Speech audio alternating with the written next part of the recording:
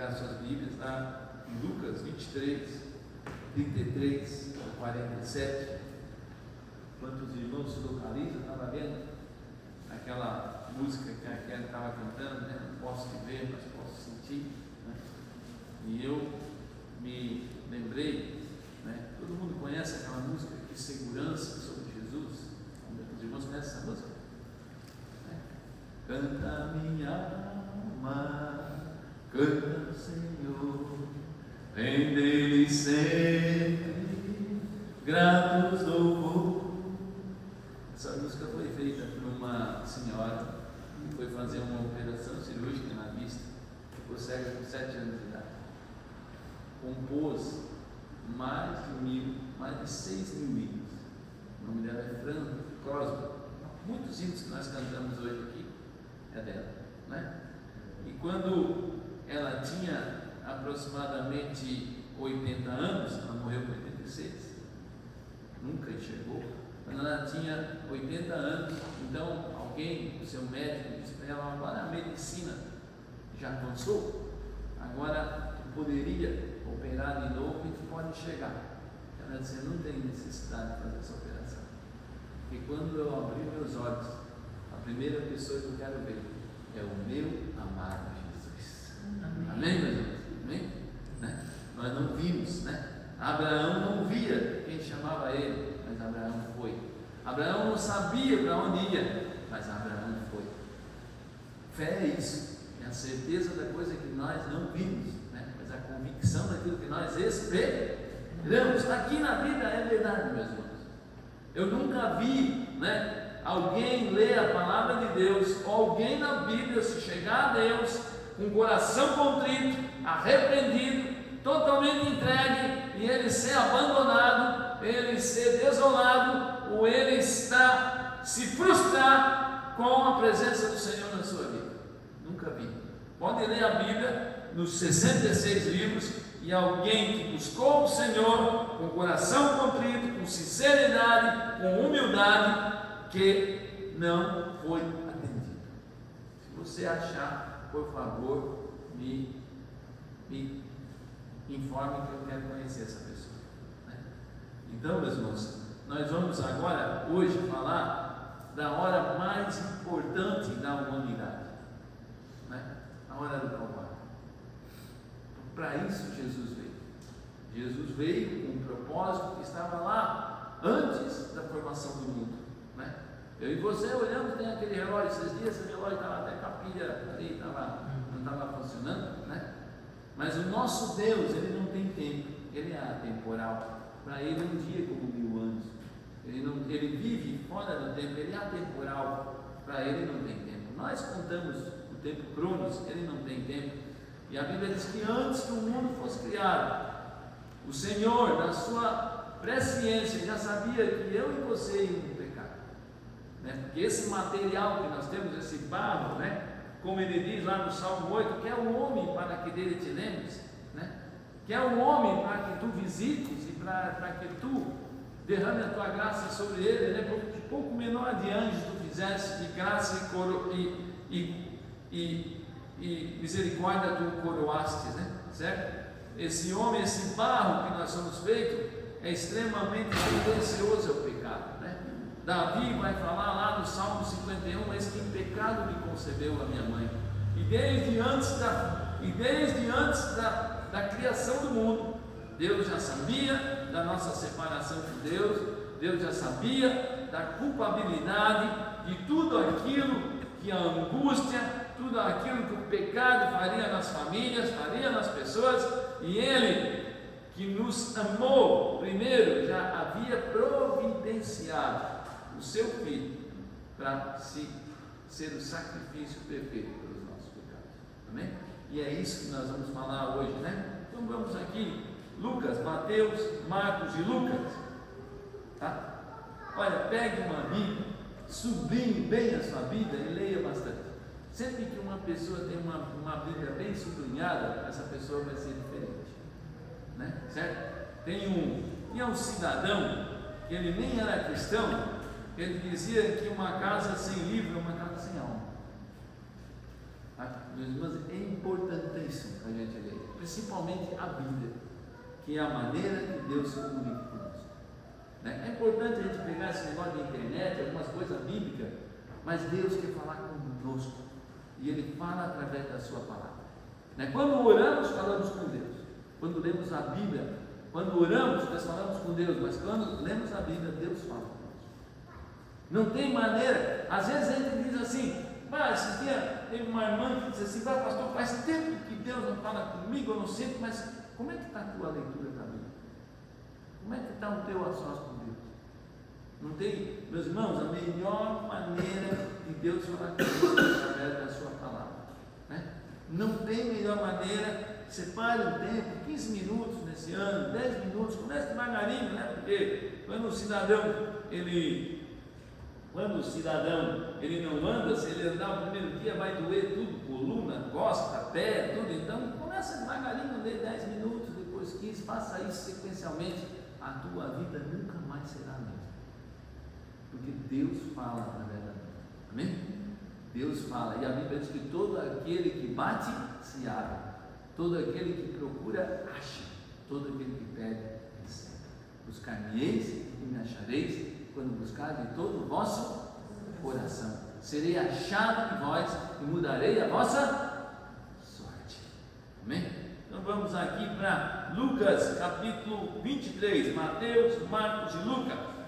Lucas é um evangelista, que fala para o povo grego, e ele é muito bom, porque ele, diferente de Mateus e diferente de Marcos, ele é mais minucioso, ele é mais claro, ele é mais detalhista. Então o livro de Lucas, ele fala muitas coisas que estão em Mateus, muitas coisas que estão em Marcos, mas de uma forma mais específica. Então Lucas 23, 33, assim: quando chegaram ao lugar chamado Calvário, o Calvário era assim chamado porque era na forma de um crânio, por isso o nome Calvário. Ali crucificaram ele com malfeitores, um à direita e outro à esquerda. Contudo, Jesus dizia: Pai, perdoa-lhes, porque não sabem o que fazem. Então, repartindo as suas vestes, lançaram sorte. O povo que estava ali todo observava. As autoridades zombavam e diziam: Jesus passou 3 anos e meio, Jesus curou pessoas, Jesus ressuscitou pessoas, Jesus libertou endemoniados. E as pessoas, mesmo assim, todas essas pessoas que estavam aqui na sua crucificação, com certeza houve várias manifestações públicas, inclusive uma manifestação onde ele ora para uma pessoa que havia morrido, lá em João capítulo 11, que havia morrido há 4 dias, e várias pessoas viram. E mesmo assim, naquela hora, várias pessoas tomam uma decisão de rejeitar. Há 2 verdades na Bíblia, meus irmãos, que são paralelas, nunca se encontram, e nós não sabemos explicar. Uma é a soberania de Deus. Deus é soberano, Deus é onipotente, Deus é onipresente. Deus é o Deus que faz parar o sol quando Ele quer abençoar alguém. Deus é o Deus que, quando Ele fala, os ventos lhe obedecem. Deus é aquele que pode ressuscitar alguém. Deus é o Todo-Poderoso. Deus é aquele que cria as coisas do nada. Mas a vontade própria do homem é responsabilidade dele. Ou seja, Deus falou lá na sua presciência e profetizou que um dia Judas iria trair ele, mas isso não isenta Judas da sua responsabilidade de o tempo inteiro rejeitar a Deus. Então a soberania e a vontade do homem são 2 coisas que correm paralelas, nós não sabemos explicar, mas o homem é responsável pelas suas escolhas. Amém? Essa é a verdade. A Bíblia fala lá em Ezequiel que o pai não toma os pecados do filho e o filho não vai ser responsável pelos pecados do pai. A Bíblia fala que a alma que pecar, essa morrerá, falando que nós somos responsáveis por aquilo que nós agimos e pelas escolhas que nós temos. Amém? Então, meus irmãos, ele diz aqui que esse povo fez o quê? O povo observava, as autoridades zombavam e diziam: salvou a outros, assim mesmo se salve. Se é de fato o Cristo escolhido, se eles acreditassem no Cristo, o Cristo falou mais de 3 vezes: olha, eu vou morrer, mas a morte não vai me deter, porque eu venci a morte, eu vencerei a morte, eu ressuscitarei, eu voltarei, e um dia eu voltarei, assuntarei para o meu Pai e voltarei outra vez para aqueles que se arrependeram, para os buscarem. Amém? Ele mesmo disse: na casa do meu Pai há muitas moradas, e eu vou preparar um lugar para que onde Ele esteja, vocês estejam comigo. Amém? Eu fui no velório, uma senhora de 55 anos, seu marido esteve com ela, conosco aqui. Quem lembra dele? Pastor Fabrício. Lembra daquele pastor que falou que foi criado pela avó e criou mais de 5 pessoas? Lembra, Paulinho? Pastor Fabrício, teve lá, não sei quem é que teve lá no Culto Esperança, né? Ele falou que morava em Porto Alegre, que toda a turma dele fumava maconha, né? Ele nunca se envolveu com isso, sempre foi fiel ao Senhor. A esposa dele estava com ele naquele dia também, né? 55 anos, um AVC hemorrágico. No dia 1º teve o AVC, sexta-feira faleceu. Nossa vida não nos pertence, a nossa vida não está nas nossas mãos. A Bíblia diz que Deus dá a vida e Deus tira a vida, que nós possamos estar prontos para estar aqui. Amém? A nossa passagem aqui é curta, a eternidade é longa. A eternidade é longa, com ou sem Cristo. Nossa passagem aqui é breve. A Bíblia fala lá no Salmo 90, que é o único salmo que Moisés compõe. O salmo diz que Moisés diz que quando ele está com 120 anos, Moisés disse: olha, a vida do homem é 70, 80, no mais é enfado e canseira. E aí Moisés disse: ensina-me a contar os meus dias, para ver se eu acho o coração sábio diante de ti, né? Então Moisés vai falando da brevidade da vida, né? E a verdadeira sabedoria, a Bíblia diz que o temor do Senhor é o princípio de toda a sabedoria. O temor é se submeter à palavra de Deus, é se arrepender, é se colocar sobre aquilo que o Senhor quer para a nossa vida. Amém? Então ele continua dizendo, então, meus irmãos, ele fala que o povo estava ali e salvou outros, e não, se é de fato Cristo, né? Cristo estava ali, meus irmãos, né?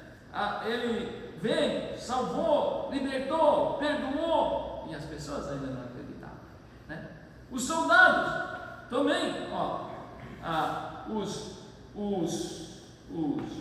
as autoridades do Sinédrio, né? Eles escarneciam, os soldados também estavam tão perto daquele que é o autor da salvação, estavam tão perto daquele que poderia dar a eternidade para eles, estavam tão perto, mas ao mesmo tempo com o coração tão fechado diante de Deus, né? Os soldados escarneciam e diziam, fizeram vinagre: se tu és o rei, salva-te a ti mesmo, né? Ou seja, falavam de maneira carnal, não entenderam, né? Por que Jesus veio a esse mundo, por que Jesus tinha que vir, porque não havia outra maneira de eu e você sermos salvos, né? Às vezes tem pregadores que diziam: se Jesus não morresse, eu morreria. Não ia adiantar nada, porque somente Cristo foi o único que se tornou homem, se tornou Deus, sem ter nenhum pecado. Ele jamais pecou, ele é perfeito, por isso que ele ressuscitou, porque seu sacrifício foi aceito diante de Deus, porque ele foi o Cordeiro Santo, sem pecado, que se ofereceu pelos nossos pecados. Amém? Aquele que não tinha pecado se fez pecado, para que nós um dia pudéssemos ser reputados como justiça de Deus. Ele diz aqui, se tu és o rei, salva a ti mesmo. Também sobre ele estava uma epígrafe, né? Certo? Em letras gregas, romanas e hebraicas, este é o rei dos judeus. Depois nós vamos entender, meus irmãos, reino de Deus não é nesse mundo, né? Os reinos, né? Os reinos desse mundo, eles vão e vêm. Agora nós vimos, né? Nós já vimos, né? Hitler cair, já vimos Mussolini cair, já vimos Stalin cair, reino da União Soviética, reino, né, da Segunda Guerra Mundial, vários reinos, reino da Síria, reino da Babilônia, reino do Egito, todos eles são passageiros, mas o reino de Deus jamais passará. Amém. Ele vem nos buscar, onde nós estaremos num reino que jamais se acabará.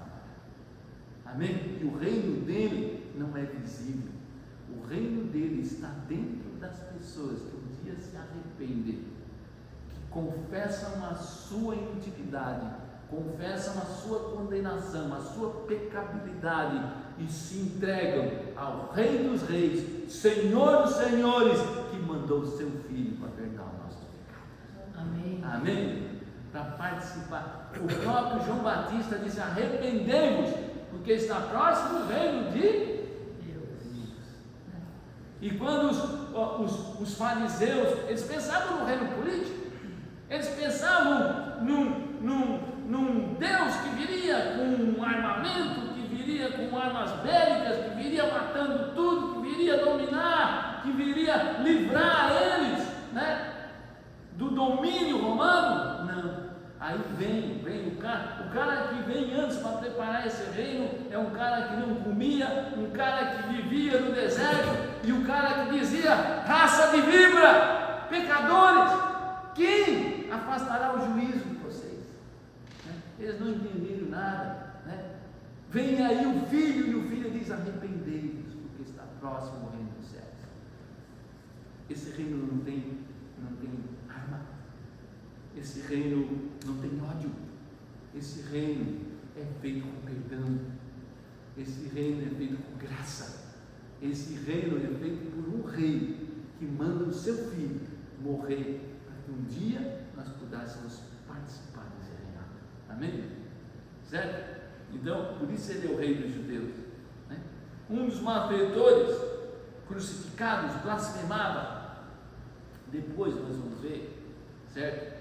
Que no livro de Marcos e no livro de Mateus, que também fala, né, desse episódio da crucificação, nós vamos ver que os dois, eles entram blasfemando. Aqui ele fala que é só um, né? Mas em Marcos e em Mateus, né, aqui ele já está falando só daquela parte mais adiantada, onde um questiona mais Cristo, mas nós vamos ver a parte anterior, fala que os dois entram blasfemando Cristo.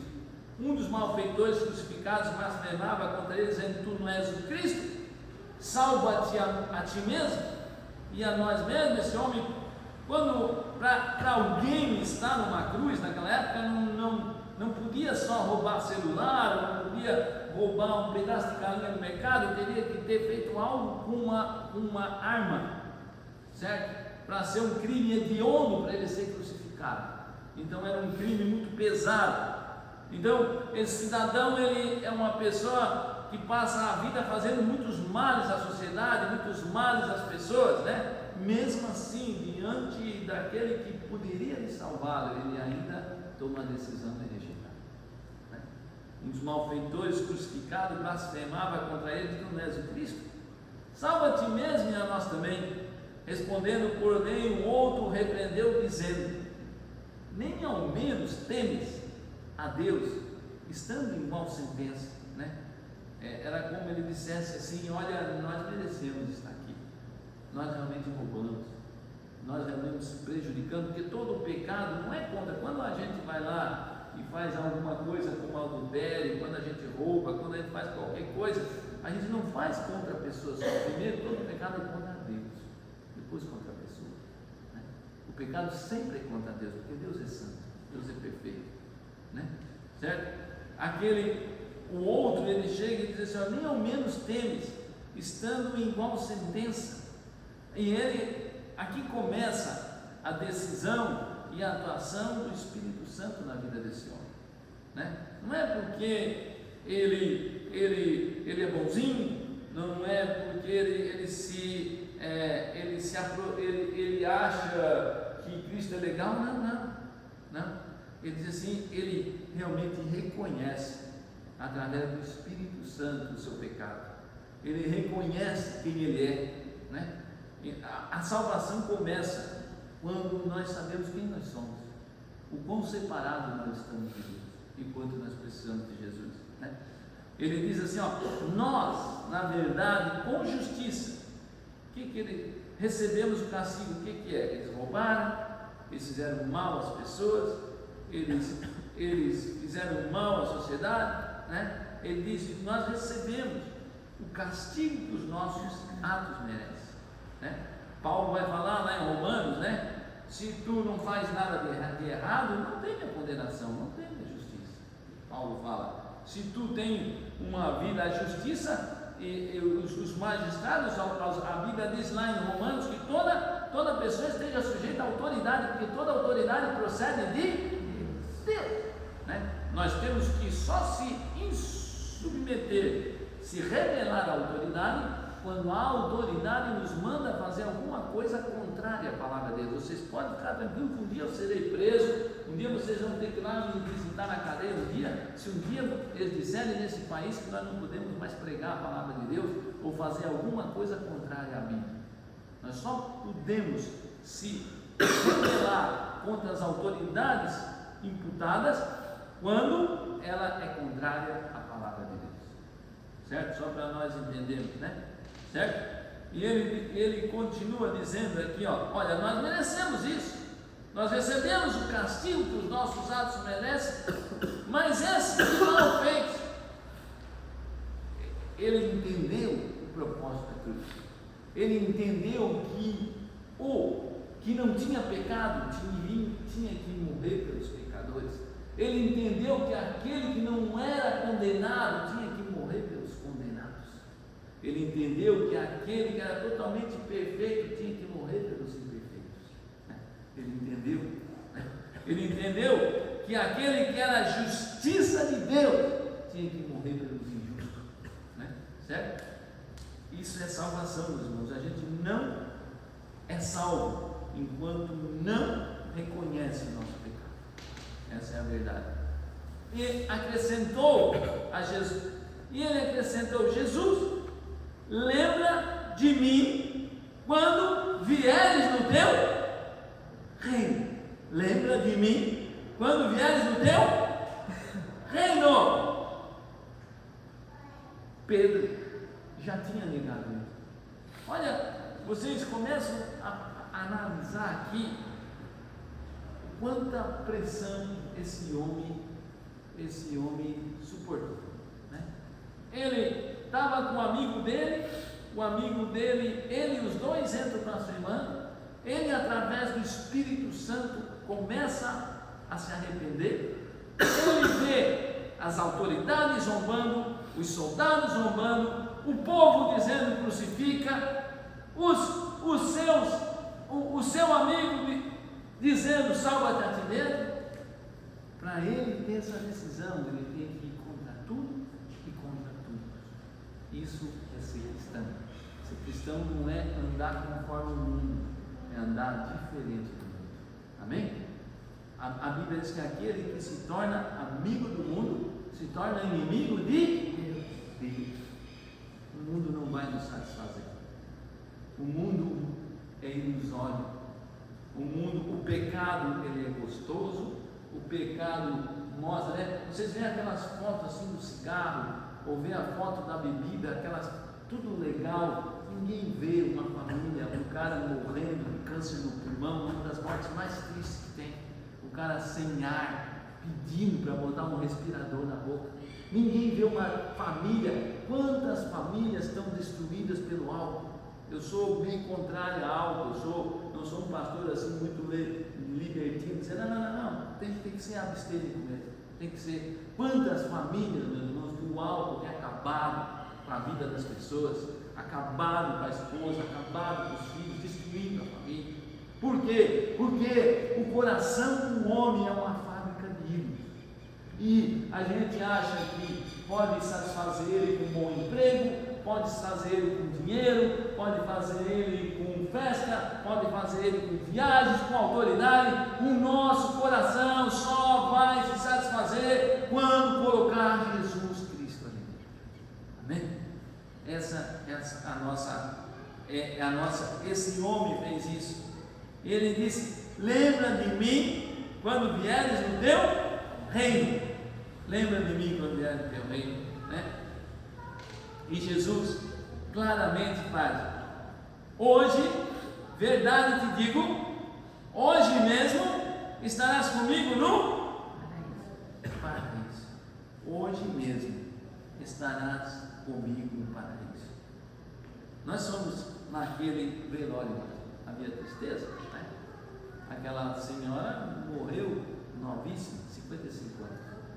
A tristeza da perda, a tristeza da pessoa física que não está conosco, mas eu garanto que se nós chegássemos lá para a irmã Ruth, isso não vai acontecer, fico tranquilo, porque a Bíblia diz que ao homem é dado o direito de morrer uma só vez e depois o juízo, morto nenhum fala. Não, acabou. O que nós temos que decidir é aqui. Enquanto nós temos vida, ainda há chance de salvação. Depois acabou, não tem mais salvação para nós. Tá? Então, mas se supostamente nós podíamos perguntar para a irmã Ruth quer sair daí? Irmã Ruth não quer ficar aí? Garanto que ela vai dizer assim: não, aqui eu não quero sair. Aqui está muito bom. Preciosa é a morte dos santos. Paulo fala lá em Filipenses capítulo 1, 21, 22 e 23. Paulo diz assim: olha, eu estou constrangido, né? A minha partida está próxima, ele fala. Mas se é que eu estou dando fruto, amém. Mas se não, eu quero estar com o Senhor, que é infinitamente melhor. Então Paulo tinha convicção. Pastor, quem é que dá essa convicção? É o pastor? É a Bíblia? É a igreja? Não, é o Espírito Santo de Deus. Amém? A Bíblia diz que nós somos a habitação do Espírito. Quando esse homem aqui se arrependeu, ele passou a ser morada do Espírito Santo. Ele passou a pertencer ao reino de Deus. E o Espírito Santo de Deus testifica com o nosso espírito. O homem é composto de alma, espírito e corpo. O espírito do homem está morto, ele precisa renascer, ele precisa viver de novo. Por isso que Jesus disse para Nicodemos: necessário vos é nascer de novo. Nascer por obra do Espírito Santo. Então o Espírito Santo testifica para nós que nós somos filhos de Deus. E se nós morremos com Ele nós viveremos.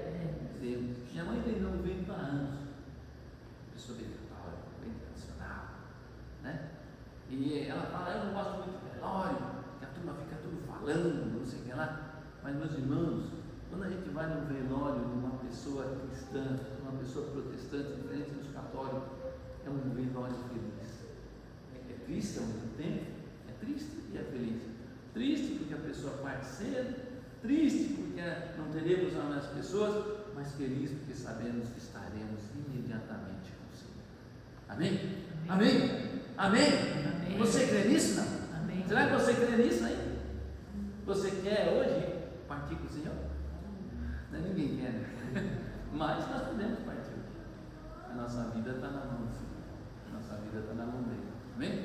Então que nós possamos estar prontos. Vamos para o texto então, irmãos? Então, o título dessa pregação é o Calvário e as suas escolhas, né? Então, nós estamos diante da hora mais importante da humanidade. Por que a hora mais importante? Porque se Cristo não viesse, nós jamais poderíamos ser salvos. Essa é a verdade, né? Certo? Por que a hora mais importante? Porque Cristo veio de maneira literal, veio de maneira incondicional se colocar pelos nossos pecados, né? Certo? Olha aí, pega João capítulo 10, por favor. Olha o que Jesus diz. Essa é a hora para isso. É como se você fosse ver um filme e não tem aquele filme que está louco para ver Agora a série, eles sabem fazer isso que está na Bíblia, né? As séries, eles botam aquela série boba, a gente fica olhando e nunca tem um fim, não tem? Aí que fica ali 4 horas perdendo tempo, podia estar lendo a Bíblia, ficar ali olhando, ele nunca acaba, porque ele sabe porque o fim prende a pessoa. Então a gente quer saber o que vai acontecer no fim. Aí a série vai ali, o cara podia estar orando, podia estar meditando na palavra e ficar ali engatado com aquela, desculpa, nem vou falar aqui para não falar uma palavra torpe, né? Certo? E por quê? Porque a gente quer ver o fim. O fim da Bíblia é Cristo morrendo pelos nossos pecados. A hora principal de Cristo é quando ele vem, se oferece por sacrifício de nós. Essa é a hora mais importante da Bíblia, né? Olha o que fala João 10, 17. João 10, o livro de João está com 7 episódios, que são 7 sermões. Em tudo, Jesus se apresenta para dizer quem ele é. Eu sou o pão da vida, eu sou a água da vida, aquele que um dia encontra a mim jamais terá sede. Eu sou o pão vivo que desceu do céu, né, para dar vida àquele que um dia se submete a mim. Eu sou a videira verdadeira, eu sou a ressurreição e a vida, eu sou a luz do mundo. Aquele que anda em mim jamais estará em trevas, né? E lá, eu sou a porta, né? Quem entra através de mim achará pastagem. Eu sou o bom pastor, né? O outro é mercenário, é ladrão, veio para matar, roubar e destruir. Mas o verdadeiro pastor dá a vida pelas suas ovelhas, né? Então lá em João 10, 17, quando ele fala do bom pastor, ele vai dizer assim, ó: por isso o Pai me ama, né? Jesus falando, João 10, 17 e 8, porque eu dou a minha vida.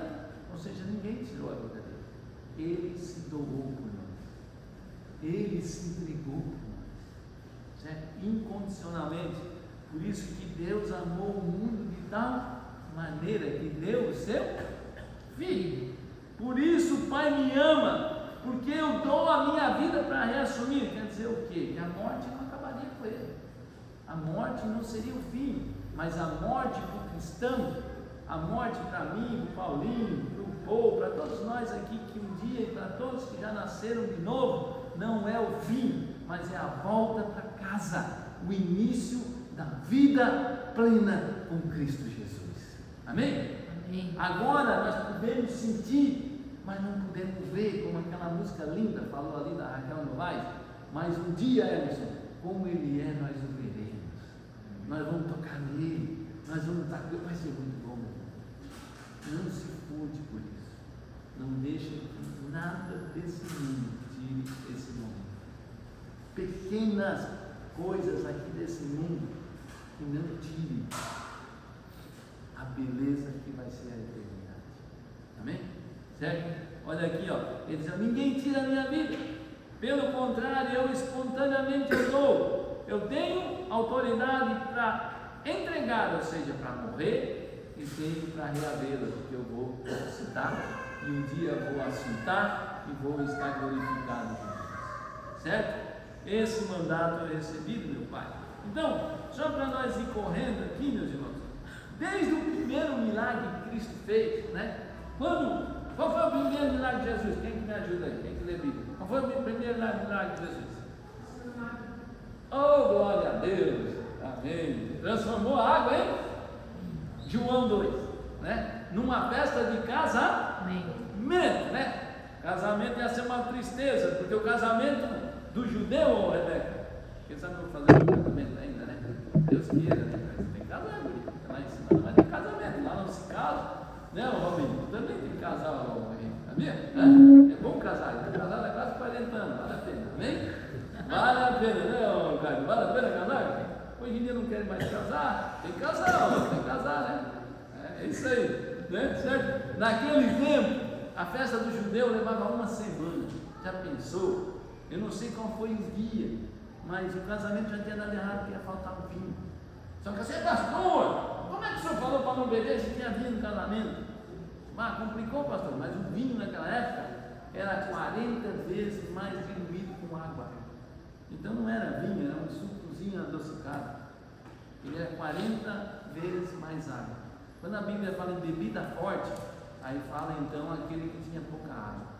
Que aí os mulambos já se, né, os 51 já se trocavam, né? Certo? Então Jesus vem naquela festa, né? E aí a mãe dele diz assim: olha, faltou vinho, o que nós vamos fazer?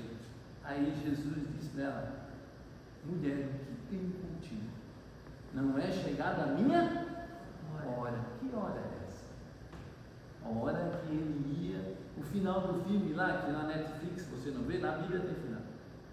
O final vai ser feliz. Jesus vai morrer, Jesus vai ressuscitar, Jesus vai aparecer 10 vezes e no fim vai vir para te buscar. Amém? O final com Cristo sempre é bom. Amém? Nunca vi ninguém ter final com Cristo ruim, né? Então, essa hora, tem outra hora que eles tentaram prender Jesus no templo, lá em João capítulo 7, versículo 6, e Jesus diz: o meu tempo ainda não chegou. Certo? Então, o tempo inteiro, nesses 3 anos e meio, quando ele vai aparecendo, fazendo mais milagres, quando ele vai confrontando mais aquela hipocrisia daquele povo, quanto mais ele vai apertando, mais eles queriam matar ele. Mas eles não mataram enquanto não chegou a hora que ele se ofereceria pelos nossos pecados, certo? Agora, se nós pegarmos, meus irmãos, lá em João, no capítulo 12, Jesus agora fala dessa hora, desse clima, desse final maravilhoso, certo? Que ia acontecer, tanto em João 12, como em João 13, João 17, Jesus fala, mas João 12, versículo 23, Jesus fala, né, antecipadamente dessa hora que ele se ofereceria por nós, e ele diz assim, ó: é chegada a hora de ser glorificado o Filho do Homem. João 12, 23 e 24, em verdade vos digo, se o grão de trigo caindo na terra não morrer, ele fica só, mas se ele morrer, ele produz muito fruto. Então Jesus fala que ele morreria, assim como o trigo, se ele não morrer, ele não produz nada. Jesus estava falando que ele teria que morrer para justificar a muitos. Assim como o grão dá uma grande colheita, a morte de Jesus dará uma grande colheita um dia também, porque um dia nós estaremos no céu, como está lá em Apocalipse, e nós veremos toda a tribo, língua, raça, nação, iraniano, iraquiano, russo, americano, venezuelano, colombiano, todos vão confessar que somente Jesus é o Senhor, para a glória de Deus. Amém. Aleluia. Povo de toda a tribo, língua, raça e nação. Vai ser o coral mais lindo do mundo. Não sei se vai ter instrumento, mas vai ser bonito. Vai ser muito bonito. Vai ser coisa do outro mundo. Vai ser coisa do outro mundo. Aquele povo glorificado cantando, né? Olha o que fala aqui do Jesus, né? De ele morrer pelos nossos pecados. Pega 2 Coríntios capítulo 5 e 15. Diz assim, ó: ele morreu por todos. Ele morreu por todos. Esse é o propósito do Calvário.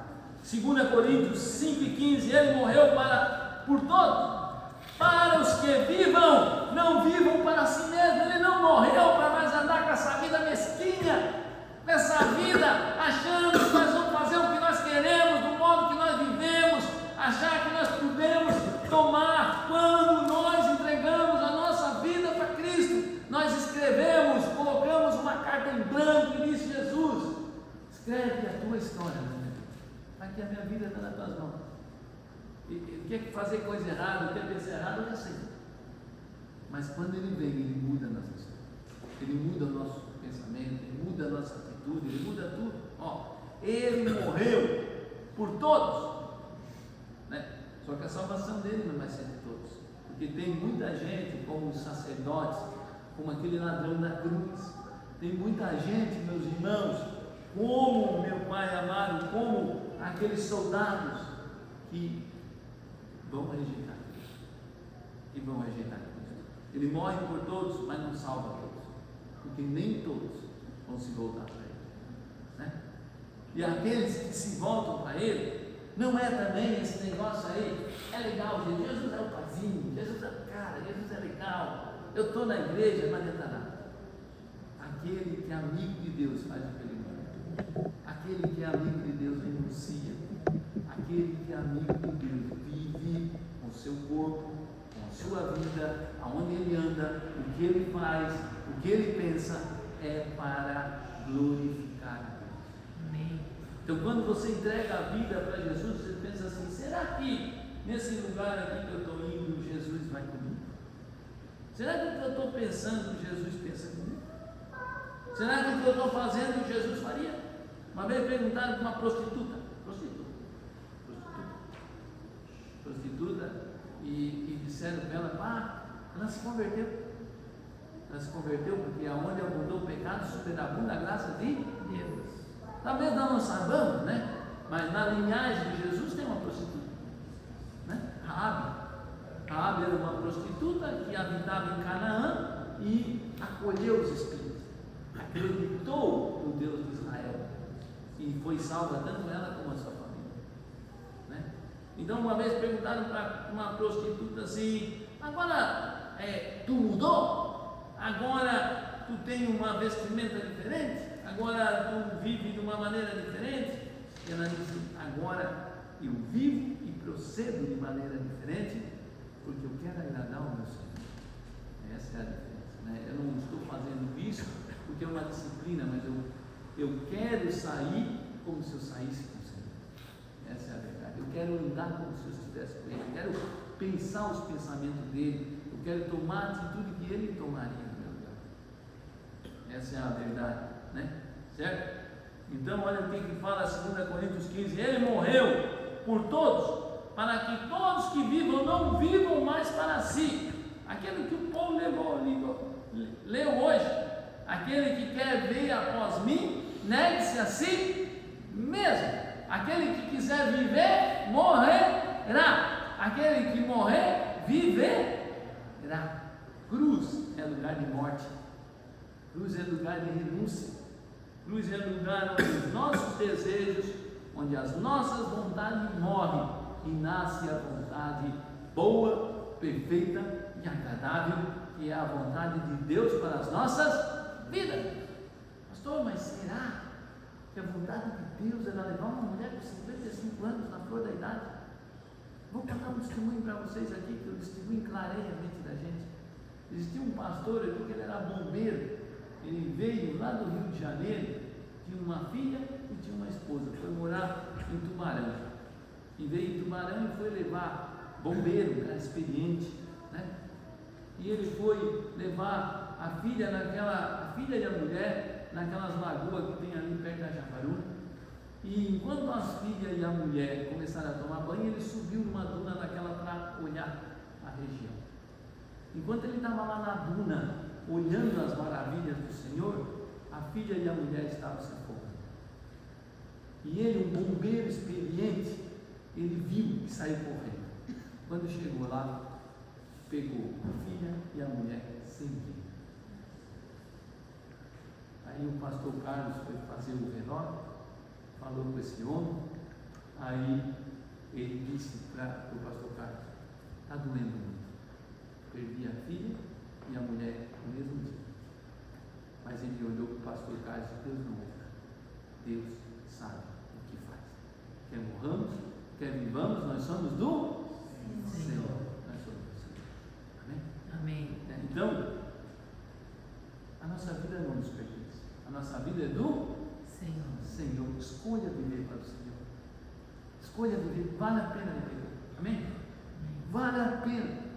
Vale a pena. Eu estou vendo tantos jovens aqui, né? Escolha viver para o Senhor da melhor maneira possível. Você não vai se arrepender. Não vai se arrepender, né? Certo? Ele diz aqui, ó: Ele morreu para os que vivem e não vivam mais para si, mas por aqueles que morreu e ressuscitou. Paulo disse: não sou mais eu quem vive, Cristo vive em mim. A vida que agora eu vivo por aquele que morreu e se entregou por mim. Gálatas 2:20, né? Certo? Então, meus irmãos, a hora era essa, né? E a hora chegou, e como nós dissemos, aí vem, né, aquelas duas verdades que nós falamos, né? Havia predito na Bíblia que Jesus está lá no Salmo 69, no Isaías 53, vai lá e diz que Jesus estaria no meio dos transgressores. Está lá, tem uma profecia, tem 170 profecias no Antigo Testamento, na vida de Jesus, no nome dele, no lugar que ele nascer, como ele morreria, quem seria o seu precursor, tudo o que ia acontecer. 170. A primeira profecia de Cristo está há 2000 anos antes dele vir. Quando há o pecado, a Bíblia diz que a semente da mulher, porque Cristo não é nascido, Cristo não tem a penetração do homem numa mulher, ele é concebido pela ação do Espírito Santo, e a semente da mulher, ele derrotaria, ele acabaria, ele pisaria a cabeça da serpente, e ao mesmo tempo ele seria machucado. Por quê? Porque fala ali o proto-evangelho, que está lá em Gênesis capítulo 3, versículo 15, se eu não me lembro, que fala o quê? Que quando o homem pecou, Jesus morreria por nós, e ao mesmo tempo que ele venceria o pecado, ao mesmo tempo que ele conquistaria a minha e a tua salvação, ele perdoaria os nossos pecados, ele resgataria, ele levaria toda a nossa maldição, toda a nossa iniquidade, ao mesmo tempo ele seria transpassado, ele seria rasgado, ele seria dilacerado fisicamente pelos nossos pecados. Então existe 170 profecias ali, né? E existia essa profecia aqui que Jesus estaria no meio, entre os transgressores, ele foi contado, está lá em Isaías 53, né? Pastor, para que isso? Isso só mostra que Jesus é quem ele diz, né? Certo? Porque para 100 profecia se cumprir no espaço de 100 anos, o cálculo tem que ser 1 na 10 da 151. Sabe o que é isso? É pegar o estado de Minas Gerais inteirinho, cobrir tudo de moeda preta, colocar uma moeda branca e tirar aquela moeda branca e acertar. Isso é a probabilidade estatística mundana, que não é bíblica, de que 100 profecias na vida de Jesus, ou seja, ele nasceria em Belém de Judá, ou seja, ele nasceria de uma virgem, ele não teria nenhum osso quebrado. Tudo isso tem várias profecias, né? A voz que clama no deserto, aquele que vem antes de Cristo, que é o João Batista, Isaías 40, né? Tudo isso, meus irmãos, é para mostrar que Cristo é quem Deus falou que é. Amém? Mas isso não vai adiantar nada. Nós podemos saber tudo isso. Eu já dei aula de teologia para pessoas que ficaram 4 anos numa escola teológica e nunca se arrependeram. Então não adianta nada. Não adianta nada nós saber que Cristo é quem é, se nós não entregar a nossa vida a Ele. Amém? Não adianta nada nós saber que Ele é o certo, que Ele é verdadeiro, e mesmo assim nós o rejeitamos. A maior verdade que nenhuma religião faz, e que só o cristianismo faz, é que Cristo muda a vida de quem se entrega a Ele. A maior prova que Cristo é verdadeiro, nunca uma pessoa ficará igual quando o Senhor coloca as suas mãos nele. Amém? Essa é a maior prova do Evangelho, né? Aquele que está em Cristo é nova criatura. As coisas velhas se passaram e tudo se fez novo, né? Não fosse vós que nos escolhesses, mas eu vos escolhi. Não quer dizer que não é predestinação, não quer dizer que uns vão para o inferno, uns vão para o céu, que Deus determinou assim, mas que a nossa escolha é coletiva em Cristo. Todos aqueles que um dia se voltam para Cristo, a nossa escolha é que Cristo se colocou por nós, não fosse vós que me escolhesse, mas eu escolhi a vós em Cristo, para que dês fruto e o vosso fruto permaneça. Então, a Bíblia diz que os bons frutos vêm da boa árvore, né? Boa árvore produz bons frutos. Pelos frutos nós vamos conhecer a árvore, né? Certo? Então, é claro aqui, meus irmãos, certo? Então, soberania e responsabilidade humana caminham junto, né? Nós vamos ver aqui, meus irmãos, duas escolhas erradas. Volta lá para Lucas 23, 39. Vamos ver primeiro aqui, escolha errada. O cara estava diante de Cristo. O cara estava diante daquele que podia lhe salvar, que podia perdoar o pecado dele, mas ele rejeitou a Cristo. E Cristo não foi ali, não colocou uma expiação ilimitada nele, te converte aí, não, a decisão é tua. Não, amor não é obrigação, não é por força, é pelo meu espírito, a palavra diz. Não tem isso de Deus toca, não. O cara rejeitou e Deus disse, olha, quem sabe, não, a responsabilidade é tua, olha ali, olha o que ele, um dos malfeitores blasfemava dizendo, tu é o Cristo, salva-te a ti mesmo. Responsabilidade dele não querer Cristo, né? Responsabilidade dele, decisão errada. Estava tão próximo da salvação, estava tão próximo de ser salvo, estava ali a minutos de passar a eternidade separado de Deus, e mesmo assim não se voltou, né? Certo? Meus irmãos, há várias, a Bíblia é feita de escolhas de responsabilidade, né? A Bíblia fala, né, de uma passagem de um cidadão, né, que a única vez que Jesus vai em Jesus vai para Jericó. Talvez o irmão não saiba, mas Jericó era o último lugar onde tinha assim alimentação, onde tinha hospedaria, para depois, Jericó fica mais ou menos 20 e poucos quilômetros de Jerusalém, então era depois que pegava o deserto ali, então era o único lugar de abastecimento. Jesus só passa uma vez em Jericó, e quando Jesus passa em Jericó, há uma pessoa totalmente desprovida, uma pessoa que mendiga, uma pessoa cega, que está ali se arrastando, excluída pela sociedade, não tinha nenhum favor na sua vida, tinha tudo para resmungar, tinha tudo para ser uma pessoa ingrata, mas quando Jesus está passando, esse homem diz, filho de Davi, tem misericórdia de mim, filho de Davi. E a multidão, e as pessoas, os religiosos, as pessoas que vão muito na igreja, que acham que conhecem Jesus, porque sabem alguma coisa da Bíblia, que sabem alguma coisa, a multidão abafava ele. E quanto mais a multidão abafava, mais esse cego gritava. E eles afastavam ele. Por quê? Porque ele sabia que era a última oportunidade. Porque ele sabia que a vida estava ali, o perdão estava ali, a cura estava ali, tudo que ele estava ali, estava passando. Ele nem chegava, ele não enxergava, mas ele sabia. Tem gente que é cego, mas enxerga muito mais do que nós. Amém? O cego muitas vezes é aquele que não quer ver as coisas tão aparentes na sua vida, né? Existe muita cegueira espiritual no nosso mundo, certo? Jesus para naquele homem e diz, o que queres que eu te faça? Pastor, mas o senhor acabou de dizer que Deus é soberano, que Deus sabe tudo, que Deus sabia até que aquele homem era cego. E não sabia? Sabia. O que Jesus estava querendo fazer? Testar a fé daquele homem. Testar se realmente ele cria que Cristo era aquilo que ele pensava, se era o filho da vida. O que queres que eu te faça?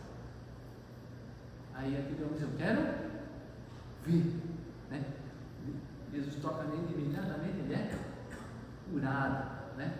Ele é salvo, ele é curado, ele se torna um discípulo de Cristo e segue a Cristo. Seguiu a Cristo para onde? Seguiu Cristo para ir lá para Roma, para ir numa termas para tomar banho de água quente? Não, Jesus está indo para o Calvário, Jesus está indo para ser crucificado, e aquele homem que tem a visão segue Cristo para o Calvário, que é Bartimeu. Ele não tinha nem nome, Bartimeu não é nome.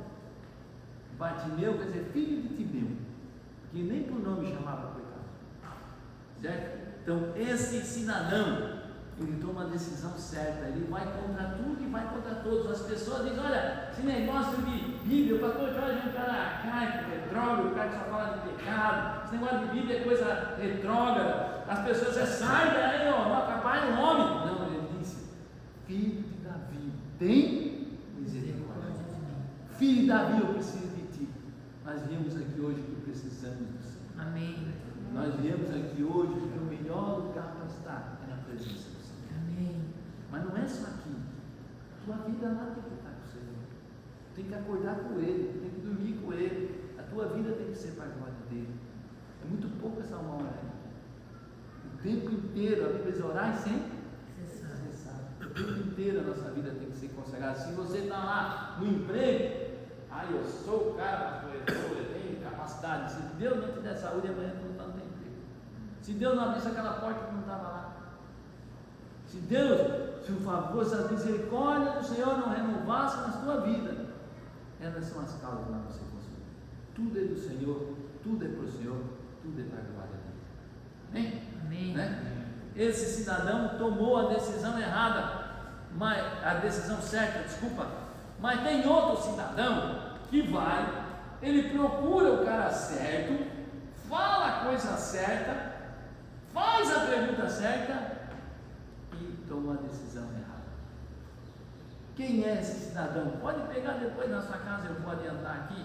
Mateus 19, 16 e 22 fala da passagem do jovem rico. O jovem rico chega para Jesus e diz: Jesus, o que é necessário para herdar a salvação? Ele diz assim para Jesus, né? Ele quer dar uma de... Não tem aquele cidadão pentecostal que quer dar uma floreada, né? Quer falar aquilo que muitas vezes não é. Não estou dizendo que o pentecostal é assim, mas tem gente que quer Senhor grandioso, não vive nada daquilo, né? Por isso que Jesus disse: esse povo me honra nos lábios, mas seu coração está longe de mim, né? Certo? Ele chega, bom mestre, o que é necessário para o homem herdar a salvação?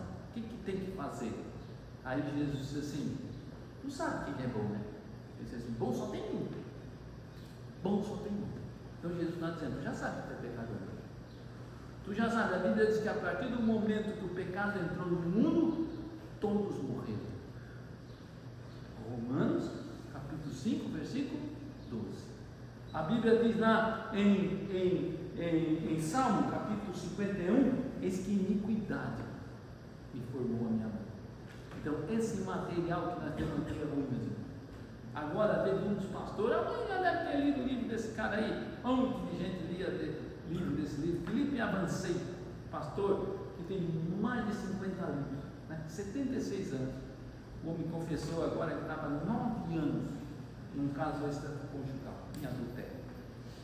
Arrebentou com a família dele, a esposa está acabada, o ministério acabado. Pelo menos ele teve a hombridade e a honra de abandonar o ministério e dizer que não vai escrever mais nada e não vai mais ser pastor, porque ele não serve mais de exemplo. Um cara que muitas pessoas leram o livro dele. Por que isso aconteceu, pastor? Porque aquele que pensa que está em pé, olhe para que não caia. Esse material nosso aqui é ruim.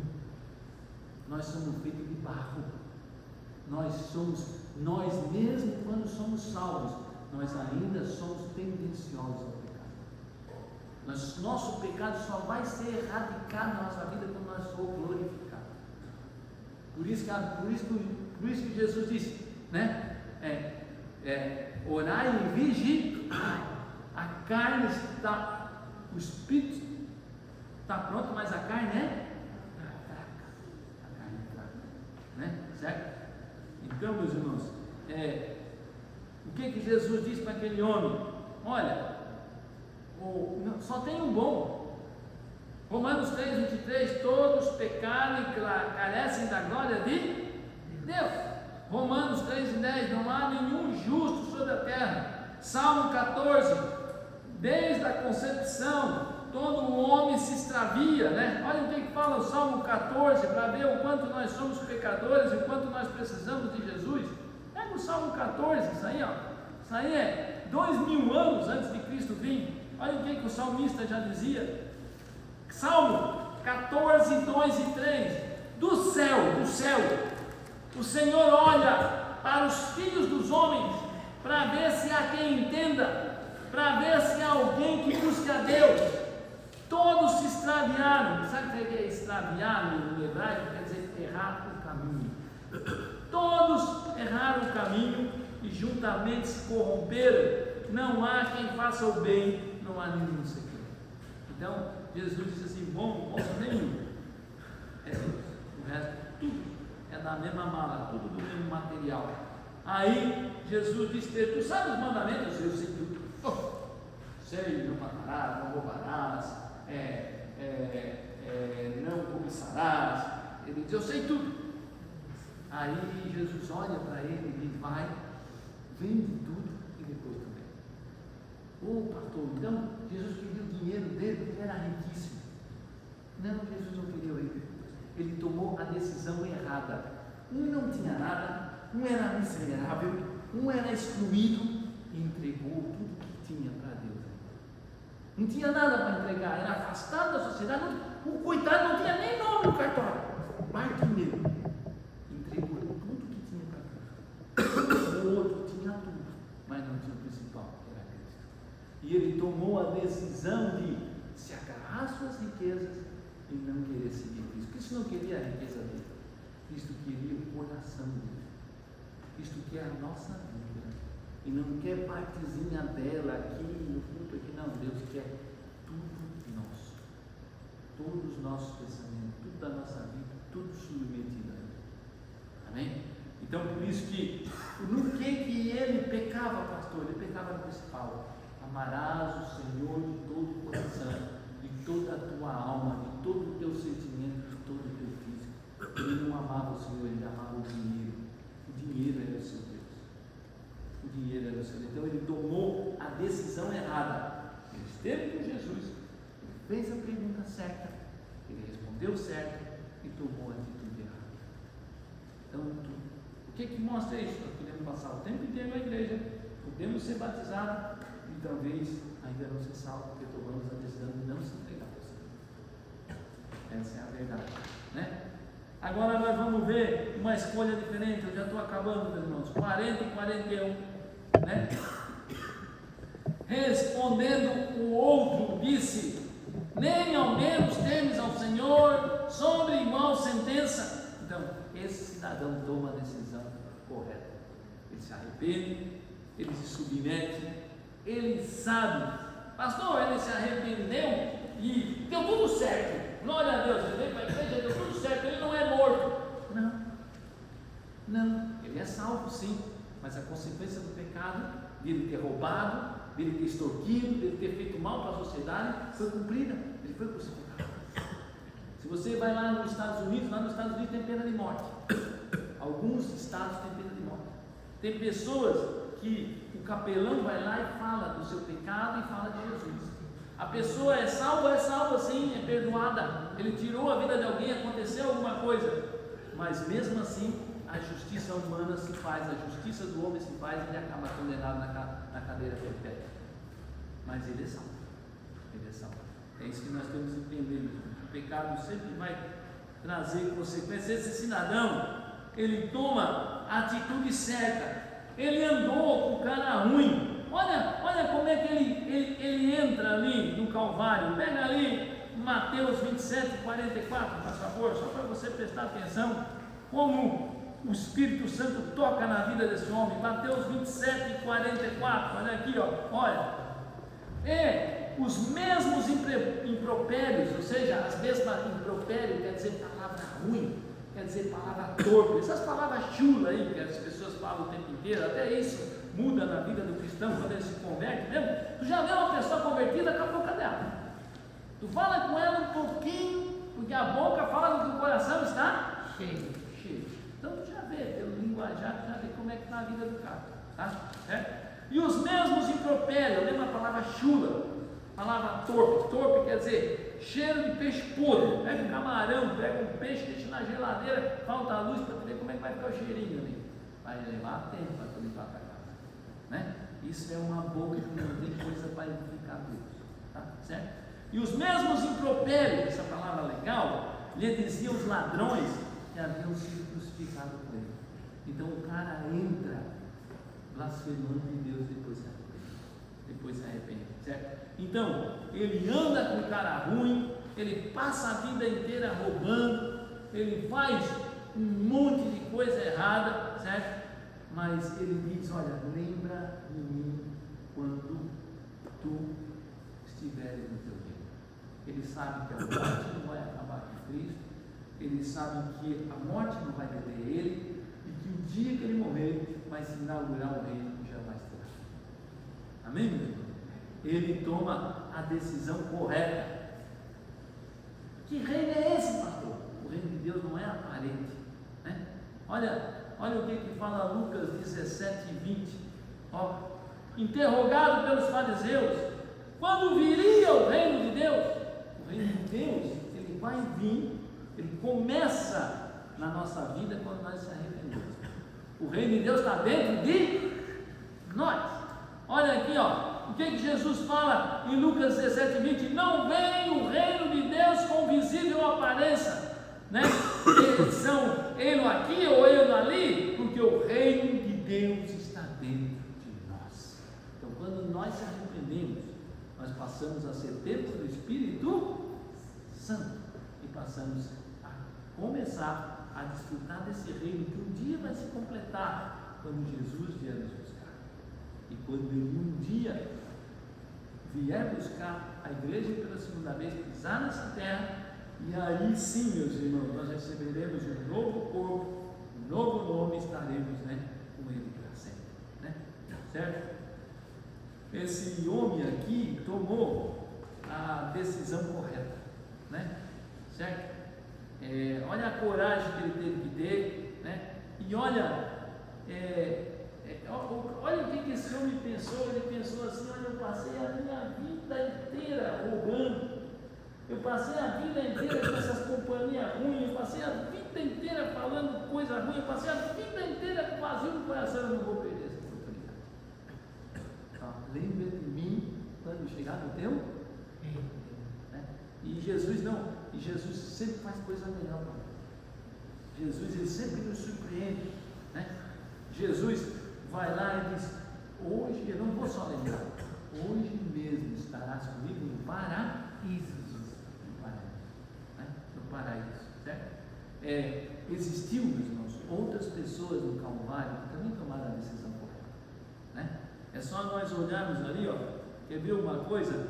Pega ali, por exemplo, ali, ó, em Lucas 23, no versículo 47, o centurião, que era o chefe dos soldados, todos carneciam, salva-te a ti mesmo. Mas um centurião, que era bem mais mandante que aqueles soldados, que era chefe sobre 100, ele vai lá e quando ele vê o acontecido, ele dá glória a Deus.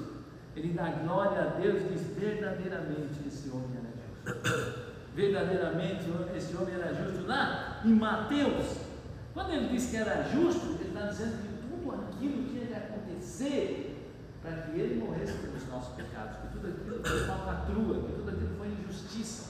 E lá em Mateus, no versículo 39, Mateus vai dizer que esse centurião disse: verdadeiramente esse homem era o filho de Deus. Então esse homem tomou a decisão certa. Tinha outro cidadão também, que está lá em Lucas, no 23, 50, 53, que era um discípulo que tinha que andar secretamente, porque ele era membro do Sinédrio, e se ele se expressasse pessoalmente, eles iam matar ele, que era José de Arimateia. Quando ele vê a crucificação de Cristo, ele pega e toma a decisão certa também, pede o corpo de Cristo e coloca ele no túmulo dele, se expõe, né? Ele estava correndo risco, né? Ele quer, e ali se cumpre mais outra profecia, que ele seria colocado num túmulo de um homem rico que jamais foi usado. Então, havia profecia? Havia, mas houve também a vontade desse homem, houve um arrependimento, houve a submissão de ele querer botar o Rei dos Reis, o Senhor dos Senhores, num túmulo que nem tinha sido usado. Pessoas que tomaram a decisão certa. Né? Qual a decisão que nós vamos tomar? Nós vamos ficar com essa vida medíocre que nós temos? Nós vamos ficar com essa vida de mas Jesus está lá, eu não quero me aproximar muito, tá bom? Ou nós vamos realmente entregar tudo? Ou nós vamos, olha, realmente, olha, eu sou o meu pastor Jorge, carta dos carros mesmo, né? Mas eu quero me entregar para Cristo. Né? Eu não sei qual é a sua decisão. Eu quero orar aqui, né? Nós já vamos fazer a ceia, né? Também já quero dizer para os irmãos, né? E quem que deve participar da ceia? Quem realmente se arrependeu, quem realmente já foi batizado, quem realmente publicamente já confessou quem é Cristo na sua vida, né? O batismo não salva ninguém, mas é uma confissão pública de algo que aconteceu na vida da pessoa, né? Certo? Essa pessoa deve participar da ceia, né? Nós vamos fazer 3 aulas aqui a partir da semana que vem, sempre às 6 horas da tarde, né? Para as pessoas que quiserem se batizar, certo? Também, se quiser participar da aula, não quiser participar, não tem problema. Não se apresse, deixe que o Espírito Santo fale com você. Se é para realmente reconhecer que Cristo passa depois de mergulhar Cristo, é melhor que não faça. Tenha uma convicção firme, que realmente glorifique a Deus e não envergonhe o nome. Amém? Certo? Então, vamos aqui, que eu vou repetir, então, nos próximos domingos, às 6 horas, nós vamos fazer 3 aulas, em fevereiro nós vamos fazer o batismo. Eu gostaria, então, que os irmãos fossem, nós vamos para a ceia, Lucas 22, por favor. Lucas 22, certo? Lucas 22, versículo 17 até o 20, né? Diz assim: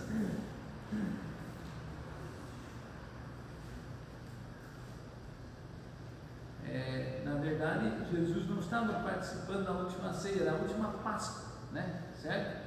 A Páscoa falava do cordeiro que foi imolado para que aquelas pessoas não morressem. Então, a ceia simboliza o cordeiro que já morreu por nós, o cordeiro que já foi crucificado, só para nós entendermos, certo? E tomando o cálice, versículo 17, havendo dado graças, disse: recebei e reparti entre vós, né? Meus irmãos, não tem, todos os cultos são importantes, mas todo culto de ceia nós lembramos o que Cristo fez por nós, certo? Cristo não diz assim: ó, lembra de mim pelos milagres, lembra de mim pelo que eu ensinei. Não, lembra de mim porque eu me ofereci totalmente, literalmente, pelos pecados de vocês. Eu amei vocês até o fim. E tomando um cálice, dando graças, disse: recebei e reparti entre vós. Pois digo que agora em diante não bebereis mais o fruto da videira, até que venha o reino de Deus, né? Ele falou aqui que que ele não beberiam com ele fisicamente, né? Porque ele estaria sendo morto, né? E tomando um pão, dando graças, partiu dizendo: isso é o meu corpo, que é oferecido por vós, fazer isso em memória de mim. Semelhante, depois de cear, tomou o cálice, dizendo: esse é o cálice da nova aliança no meu sangue, derramado em favor de vós. Amém? Eu vou pedir que o pão e a carne venham aqui. Quem vai participar da ceia pode ficar em pé. Amém? Nós vamos, infelizmente, tem muitas pessoas que não vieram hoje, muito tristes.